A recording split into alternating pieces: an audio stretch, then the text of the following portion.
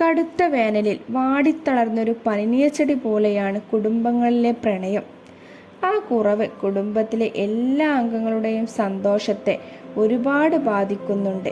പ്രണയം കിടപ്പറയിൽ മാത്രം ആരും കാണാതെ അനുഷ്ഠിക്കേണ്ട ഒന്നല്ല, അതിനുമപ്പുറം സദാസമയം നിറഞ്ഞു നിൽക്കേണ്ട ഒന്നാണെന്ന് തിരിച്ചറിഞ്ഞ് ജീവിതത്തിലെ പ്രണയം നിറയ്ക്കുക. എനിക്ക് ചായ എടുത്തോ എന്ന ഭർത്താവിൻ്റെ ഗൗരവ ചോദ്യത്തിന് കുസൃതിച്ചിരി ഉത്തരമായി നൽകുക. കുസൃതി കാണിച്ച് പിണങ്ങി നിൽക്കുന്ന കുഞ്ഞിന് കുഞ്ഞു സ്നേഹനുള്ളു കൊടുത്ത് പിണക്കം മാറ്റുക.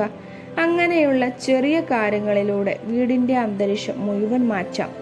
കിടപ്പറയിൽ പിണക്കങ്ങൾ തീരാത്തത് കൊണ്ടാണ് ഭാര്യയും ഭർത്താവും മാത്രമുള്ള ലോകം. അവിടെ വാക്കുകൾക്കും അപ്പുറമുള്ള മാധ്യമങ്ങളെ തുറന്നു വിടാനുള്ള സ്വാതന്ത്ര്യമുണ്ട്. ചേർത്തു പിടിക്കേണ്ടത് കിടപ്പറയിൽ മാത്രമല്ല, അമ്മയെ അച്ഛൻ സ്നേഹിക്കുന്നത് കുട്ടികൾ കണ്ടു വളരുകയും വേണം. സ്നേഹത്തിൻ്റെ തുറന്ന പങ്കുവെക്കലുകൾ എപ്പോഴും നടന്നുകൊണ്ടിരിക്കണം.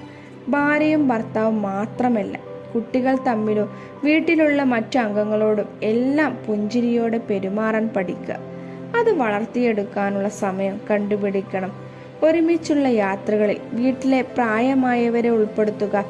മാസത്തിൽ ഒരിക്കലെങ്കിലും അവർക്കിഷ്ടമുള്ള ഒരു സ്ഥലത്തേക്ക് കുടുംബത്തിലോ എല്ലാവരും ഒരുമിച്ച് യാത്ര പോവുക. അടുത്ത പോയിന്റുമായി മറ്റൊരു വീഡിയോയിൽ കാണുന്നത് വരെ ബൈ.